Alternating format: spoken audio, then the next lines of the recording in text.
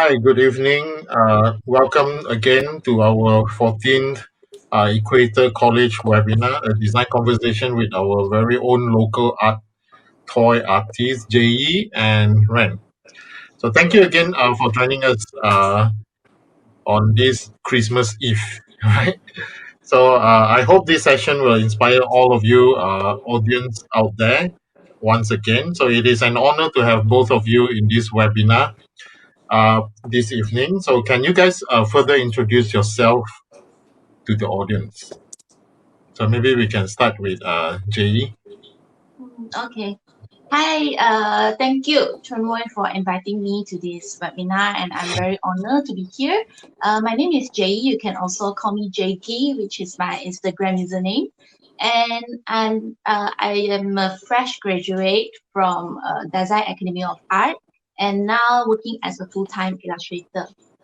Now I would like to share some of my work for you guys to know more about me.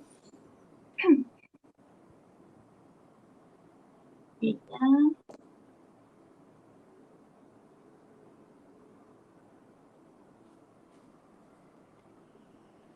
Oh, sorry. I think I have some technical problems. Can I come back later? Okay, can. So Yeah, maybe sorry. we will switch to Ren first. Yeah, okay. Uh, so I'm currently teaching in one academy, and then started got into this like toy making thing back when I was in uni.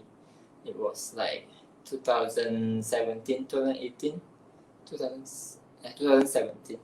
So the first thing I made was this deer character, and then I moved on to the second one, Ultra. And that was like in 2018. And then after that, I have been working on this mushroom guy ever since. So yeah, and then with this year, this is like the most recent piece. It's called Melting Band.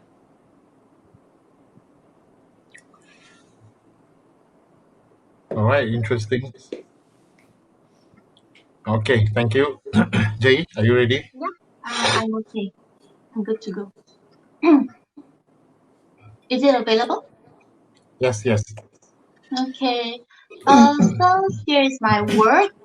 I'm actually more into creating IP and characters, and now they are developed into art toys, which is our title, which is our theme for today. I'd like to introduce you like my work, Monkido.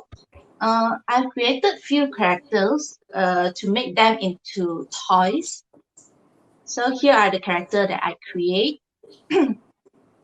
I made these toys when I was in college. It was for my student final year project. I am using that paper clay for them because I actually don't know really, I really don't know how to make a proper art toy. So these are all made by paper clay. This is a very origin version of my art toy. Uh, and then for these are the close up for the toys. They each have a personality, they each have a name. And here are the student exhibition I did for my final year. I actually created all the universe and all the merchandises, including this toy, and show it to my audiences.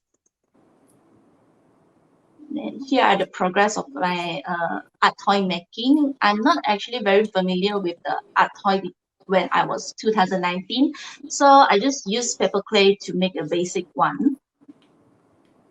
Followed by next, here is my work for the my childhood junk food, which I participate for this year 2020, and I'm very honored to get invited in this project. I created my own very original character crossover the McDonald. His name is Tao Tie. It's inspired from the Chinese mythology classics. and here are the concepts of my work. Currently, I'm very newcomer for the art toy industry, so I only have few projects ongoing, and here is all my work. Thank you. And you can follow me on my social media. I also have created a new account for the series. It's called It's Monkeydo. Coming soon in 2021. All right, very interesting design. So since all of us is in art toys, so what is your definition of art toy? What do you think art toy is supposed to be? Art toy is more like it's a 3D things, right? It's different from what I created, what I learned from the college. As I said, I'm a fresh graduate. Why am I into art toy? Is because art toy is actually presents a 3D things, and it can engage with my audience. It can engage with everyone in a 3D form. Unlike 2D, unlike comics, unlike it's not like they are not good. It's not like comic, it's not good. But I like art toys because it has the 3D form. It's fun to play with. It's a collectible art pieces. It's also a form of art. That's the definition of me for the All art right, toy. what about Ren? I see it as like kind of mass produced, so maybe not that mass, but like in smaller quantities of art pieces, so sculptural pieces that have some sort of play elements to it, so you can play with it, or even just like some that without any movement. I could still see it as art toy. Yeah, so it's like less valuable art piece, Okay. but yeah, it has like this art element to it. All right. Yeah, I think that's one of the most important thing, right? So it's I mean for art toys we usually sketch on paper and then now we see all these things comes to life. Now another thing is that why I mean both of you were in graphic design, illustration, but why venturing into art toys? Why toys? Me? So yeah, can we start with Jay? Yeah. So why am I venturing to art toys? It's Yeah. because I was running and working in the art market when I was student. So I was selling my art, selling my stickers, selling my prints in the art market. And then I saw few stalls that are making designer toys, and it actually very interesting. So I talked to them, which is Messi Des Aquan. So I talked to him, and I actually get to know more about like toys and whatever engagement of art toys. So I just started to dig into the art toy community. And when it comes to my student final year project, so I just came up an idea that I wanted to make a series of art toy, which is I wanted to present it in my final year project. So that's what venturing me into art toys. Secondly, art toys are really cute. I have Okay. to say. So I like cute things. All right, thank you. So Ren? For me, it's I started it when I was in uni, so I saw this collaboration between Yoi and Webworks from Singapore, Okay. and then like the camera girl, and then the Zilla Kidzilla, yeah, and then I saw some of the photos that have casting and like sculptures, casting. Because that time in uni, I just got into casting things. Then I was like, I saw a lot of like the photos of the same toy, and then with a lot of artists, different collaborations on the sculpture. So what I had in mind at that time was just to make a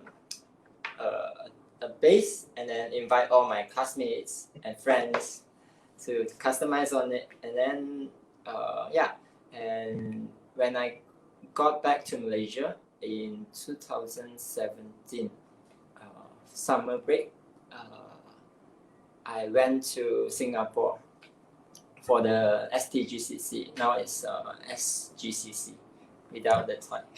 So that time, I think Edward saw my works, and then he invited me into my toy hot group, and then I just found out like this big market of toy artists, big scene of a lot of like toy designers.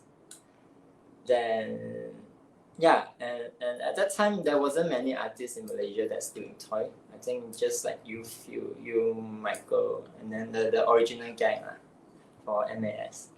And I was like, it might be a good chance to get into it since it's still very, very new, very small in Malaysia. Okay, interesting. So how do you see the market for art toys and collectibles in Malaysia compared to other countries? So maybe we can start with Ren. I think it's growing slowly compared to other country, and it's still in its infancy stage, as compared to like China or Taiwan, even Singapore. It's just started in this few years when I joined in, and then a lot of artists also started making toys. But the whole market as a whole, I think it still have a lot of potential. I don't think the audience we have that many audience yet in Malaysia. So like currently I'm trying to go into like art scene, as in going to galleries. I feel like gallery is it's a way to get more people to know about art toys. Because there isn't much platform in Malaysia to promote this thing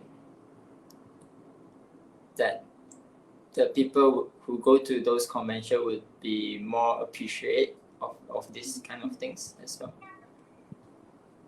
Because with comic fiestas and stuff like that, people go there for anime or games. With original things, it's a little bit more difficult.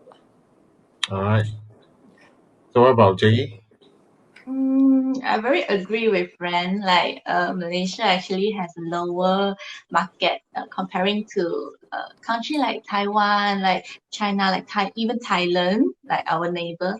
But I can see it's starting to raise because I'm actually, as a newcomer, there's a lot of people very excited about this market, and I hope that Malaysia can do more conventions or maybe more events in the future to let not only artists but our every Malaysians to know that what is art toy. So I think that's really important. Yeah, true, correct. So I think this industry is basically slowly educated people into it. So this far, who are actually your clients? Who are actually your clients and your customers? Are they a group of art collectors, or are they toy collectors, or are they just someone who are interested with the specific things that you created? I think Uh, all of them. I think there is people who collect art pieces when I go to shows in galleries, and then there is people who collect toys, toy collectors when I go to like TTF, those kind of toy conventions, and then it depends on where I'm selling them, and then what kind of people are getting it. With online sales, sometimes I get people have this specific thing they're collecting, like a specific color maybe black and gold, or like the person is just collecting black pieces. So they would have this request for a fully black pieces of my toy. All right. So Jay. For me, because I only did one sale I only started the sale on this year, and it actually sold. I'm not very sure if they are any art collectors or what, but they are really interested into my work. They say they mentioned that the styling they really like it, so they're hoping me to get more and more projects in future. So I think my clients are more likely to the artwork collector. All right. So now, since you mentioned about your work, the style that you have. So what actually inspired you in your creation, and why do you think you created such design? Uh, for me, Yeah. for me, it's actually Chinese mythology stories. Like I get really a lot of influence from Chinese classics, Chinese mythology, and Chinese kind of books. So I actually read a lot of constellations, the Chinese sea and mountain classics. So there are actually a lot of monsters in it. And I really like their settings. Like they have no heads, they have only the land body with a human face. So Okay. it's actually very interesting. And I'm also into yokai, which is the Japanese monster. I think my creation are mostly based on the things that actually existed that written by someone. Then I just make it and create into my kind of styling. Yeah, so that's the where my inspiration comes from. All right. What about Ryan? For me, it's um, from my personal experience. So like the things I'm going through, that kind of things would be my inspiration into creation. So like Ocha, at that time I was feeling really down, and then this shape is actually like a air purifier. So this character actually purifies your mood, All like right. surrounding, aura, and then with the mushroom series, I created them because at that time I wasn't doing much. I have been like a bit burnt out for a while, and then this idea came up that I'm so like not doing anything for so long, and like mushrooms started growing. So yeah, they kind of like started out as like this mushroom growing on top of me, and then pop out as like beings. Interesting. Very, very personal. Yes. Okay, then, uh, what about your brand? How do you brand your toy, and how do you create a brand for your creation? Maybe you can start with Ren. I'm actually still exploring on that side. So every series they have like this different theme. So for like the the Reiki one, it's more like because it's a blank. So the name it's like all the fonts I use and the design elements is usually very simplistic, and I try not to over design it. And then with Ocha, I see it as like this charm. So I use some tribal elements with the logos, and then yeah, the fonts and things like that. So that's with this. So that the box as well is like wooden and everything. And then with these mushrooms, they're actually uh, a music band. So there's like five of them. They're like a small music band, and they are kind of into the like street culture. So Oh, the okay. things they wear is quite fashion and stuff like that. So the way I brand it is more towards like fashion kind of things. All right. So what about JE? Mm, what as I show my slide just now, like I create all my work uh, based on my IP, which I created one universe and then expand to create more and more. So I will actually make them to have interaction with each other, so they can have the kind of chemistry in between. That's how I brand my toys. I wanted to make them more likely storytelling, uh, whatsoever, like making them into a short series. So that's my kind of branding in my toys. Wow, interesting. Very diverse. All right. So now, toys has always been regarded as a plaything for children. You know, or sometimes when people think about toy, people think about action figure and stuff. So, can art toys being presented as a piece of art rather than just a toy? For me, yes, of course it is, and it can be presented as the art piece. Like I actually very admire a toy artist, toy designer, which is Thousand Tentacles.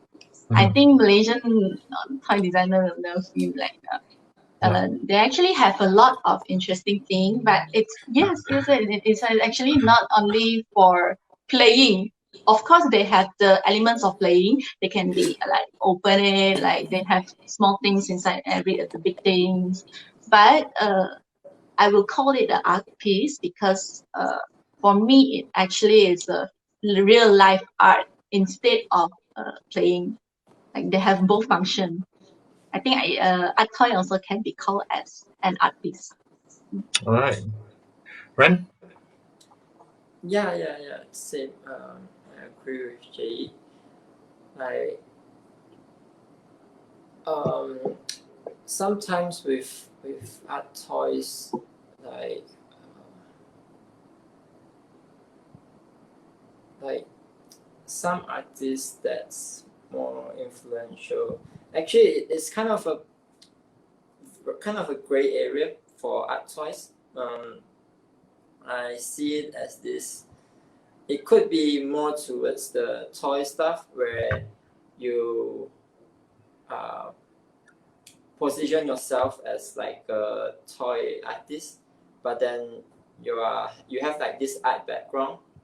So when you release your toy, it would be seen as a art toy. But then when you make it into a very big quantity, so some of the value would go down a bit, and then people would see it as more of a toy than art.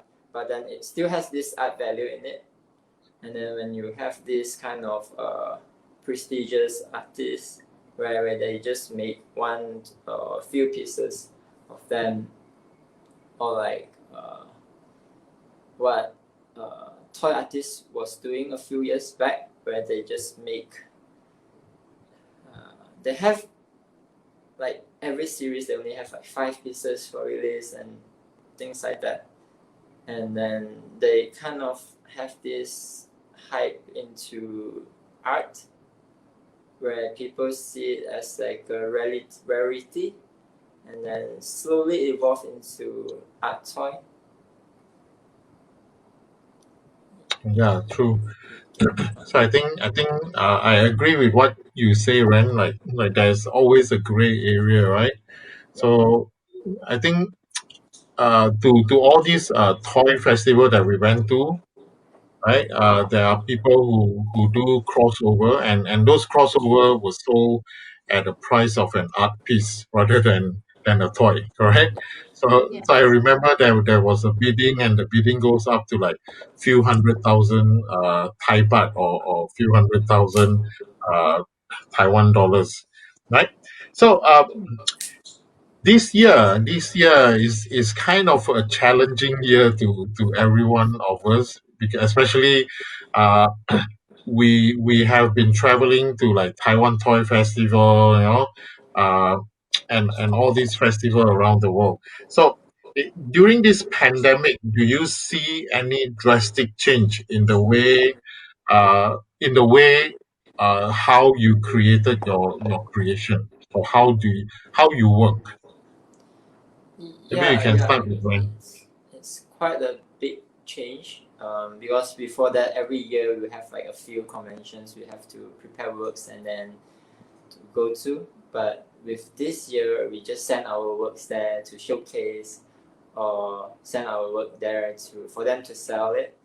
But like even when we go to this kind of convention, we don't just go there to sell our work. We go there to like meet people.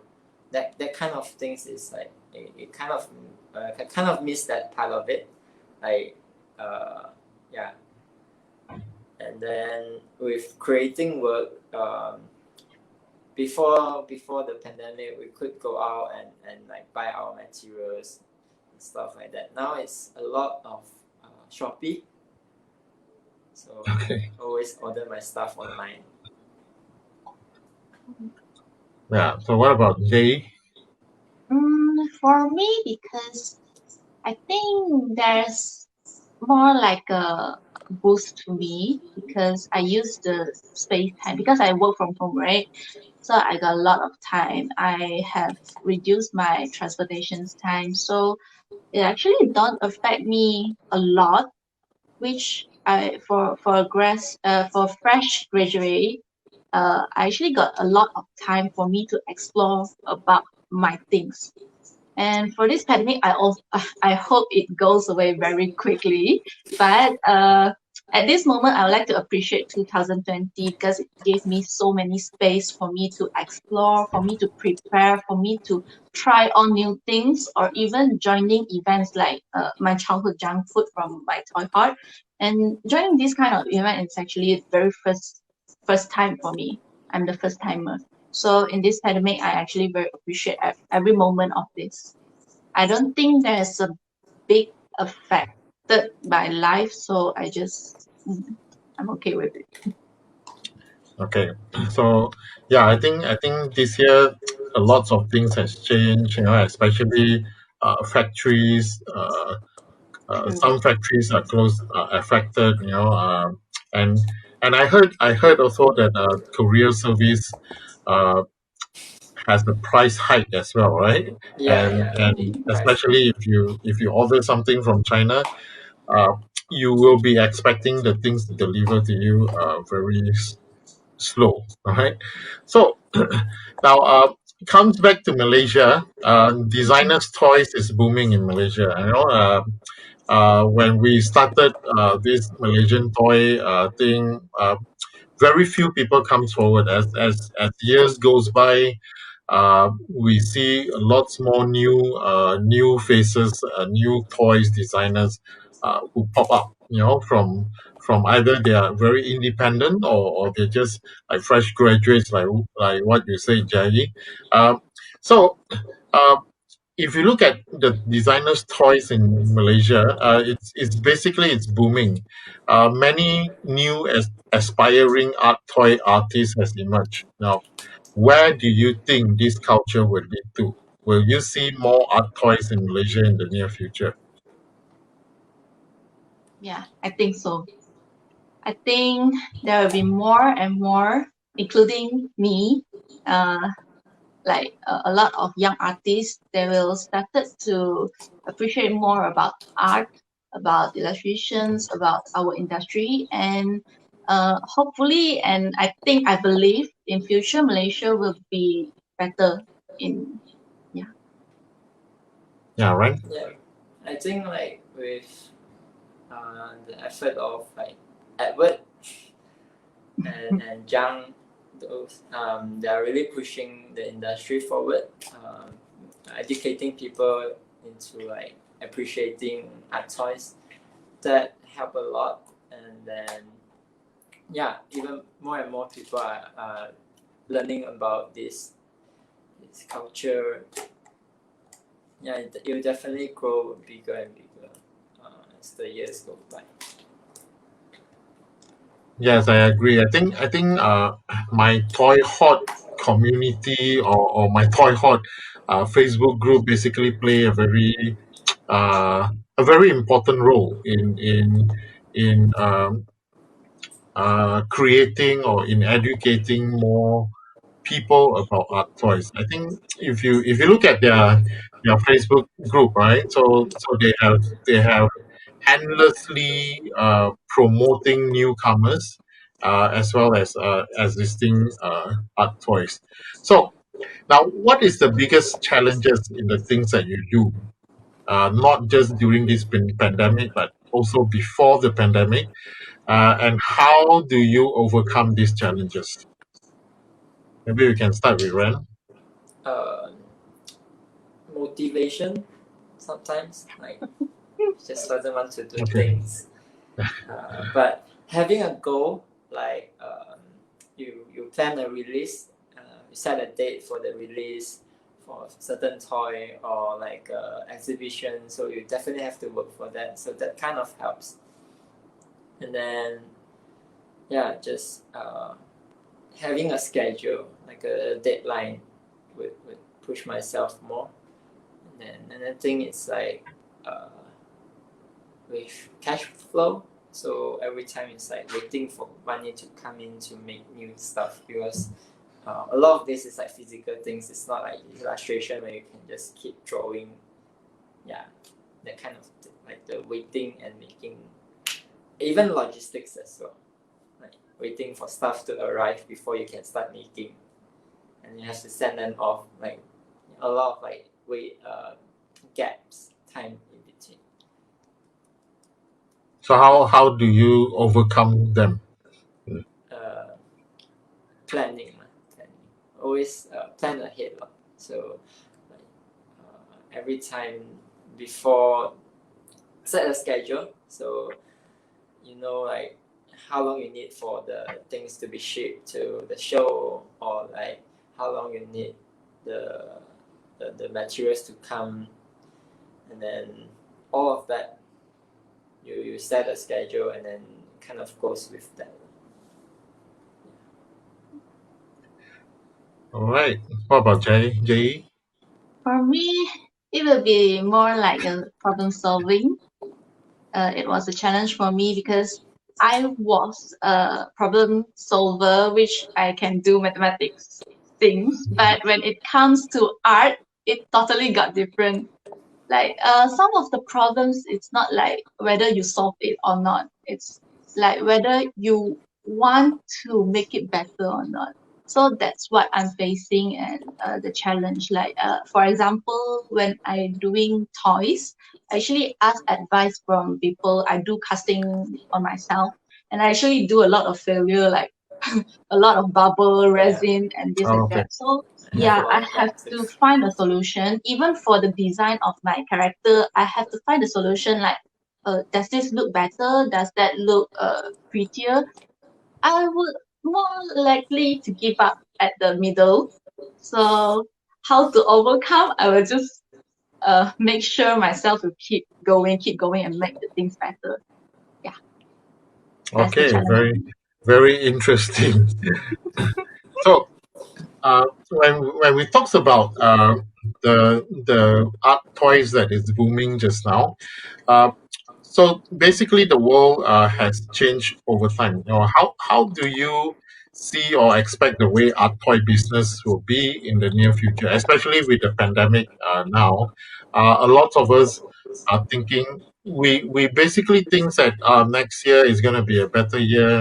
2021 is going to be better, but deep inside we know that we are not very sure that we can travel yet.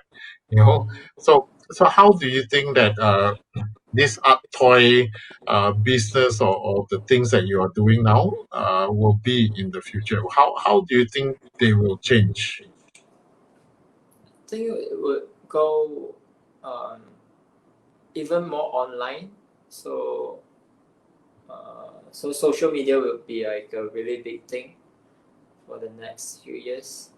Even bigger things. Now it's a really big thing, but in the near future it will be even bigger part. And then I feel like it would get even more extreme with like the pricing of the toys. People would, like the mass audience would look for even cheaper stuff, and then the higher price stuff would get like only the few, like the very expensive artists would survive being like staying the price tags. Yeah. What about Jay? I agree to rent. And the toys, I think they are more likely to go to the direction of online, which online selling, we had the online exhibitions, we have, or maybe mail our work to overseas, like to overseas events, to overseas convention. But yeah, most likely I think online is the best way to promote it, especially there are a lot of people that they are not artists, they are just normal people that we can encourage them to know about, educate them to know about more about art toys. So online, I think is a very good future, like a solution for this pandemic. Okay, very insightful, very interesting. So let's hope that 2021 will be a better year for all of us. Okay, so we are actually coming to almost the end. So what is your best advice to the audiences out there who are interested in becoming the next successful toy designers? Who wants to For start? me, So yeah, I can start first. okay, Jay. I think it's better for people to do their things without thinking too much. Because I've waited for so long, I've waited until my things was to be prepared, to be complete, to be very fully finished. But it was actually wasting my time. I think it's better for everyone, like those who wanted to join or who those who wanted to make a place in the art industry, to better do the first step. Just do whatever thing and don't think too much. Don't prepare too much. Yeah. Yeah, that's what I have in mind also. So Ren, Mm, I think yeah, it's like don't think too much, just do it. But do have to plan a bit, like because you have a limited time that you can spend, limited amount of time for every event, like a year or two, a few months for every show. So you have to really plan out like what you want to do, and then follow the plan. And yeah, do as many things as possible, like Michael. Then I think yeah, be successful. all right, thank you so much. So again, I think we already have questions from the audience. Mhm. I think one is from Aya. So yeah, this question is directed to Ren. So he's asking, why are you switching the name Reiki into Woodplex? Oh, actually, Reiki is this toy. So I started a new page called Plex because I wanted to expand beyond this one thing. So I wanted to make more things, and then Woodplex actually comes from the word oodles and complex. So it also means like a lot of things and complicated things. So I just have a lot of things in mind that time. So I wanted to put this name so that in the future, whenever I want to make new things, I wouldn't have to start a new page or a new start the branding all over again. All right. So I hope that will answer your question, Aya. So the next questions again from Aya. This time is for both of you. Have you think of pushing your brand more into not only figure but also like pillow or daily usage objects? So maybe Jay wanted to start. Yeah. This is actually my future plan that I wanted to make my brand to soak into everyone's life. So I hope that I can create more like more merchandise or more products, not only toys. So I can introduce my mind and my work to everyone. But here I got some financial problems, so maybe in future that is in the plan. It's in the plan. Yeah. All right, Rin. Yeah, definitely. Financial constraint is like the big part. So I actually have a lot of things planned. Currently, I plan I was planning candles and like some incense burner, but those are still in the planning. So not sure if it will go as planned, but we'll see next year if everything comes up. Okay, very interesting. So next from Zhang, this question is to JE. So what's your plan for your IP? What do you want it to become? As I mentioned, I wanted it to be in everyone's life. I am looking for more like collaborations, looking for more the opportunities to push my work. And I'm now creating all the contents like storylines, the chemical between the characters. They are not only just figure, they are more, they have more story behind it. So in the future, I will explore more on the story, behind uh, eh, the story behind my toys, and also more and more merchandises, more and more collaboration, hopefully. All right, very interesting plan. So the next question is from Noor Afifa Amran. So do we have to learn realistic anatomy before pursuing this career? So both of you. So maybe Ren want to start first. It's an optional thing.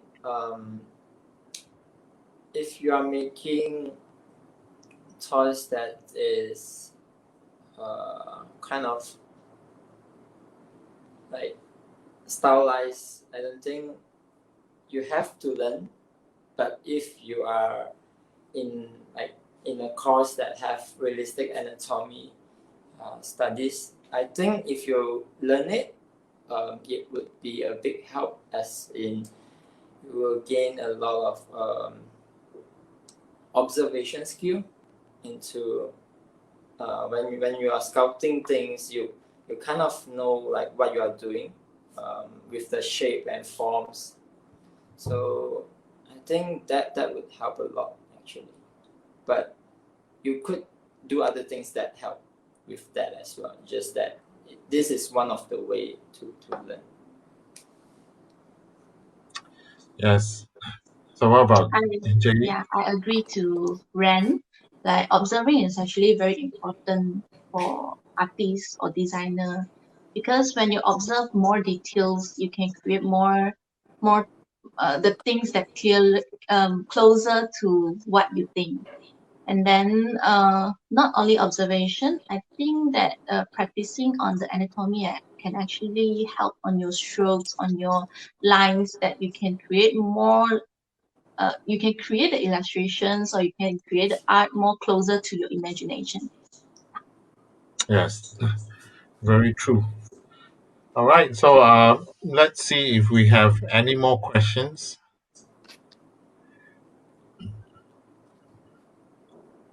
Yeah. So basically, I think we just hope for the best for the both of you in your career, and hope to see more creation and more collaboration. So maybe we can have crossover sometimes. So if there's no more questions, then we will call it a night. So All right. thank you again. Thank you again for your time. Thank you for spending your Christmas Eve with us. So next week we would have uh, three other artists with us, and they will be Tech, Jiaying from Tech. We have Aya also who asked questions just now, so he's from Kebab, and we have Stan from Op Creators Studio. So see you again next week on Thursday. It's a New Year's Eve, so again see you on New Year's Eve at 8 p.m. So thank you so much. Merry Christmas to all. Merry Christmas. Merry Christmas.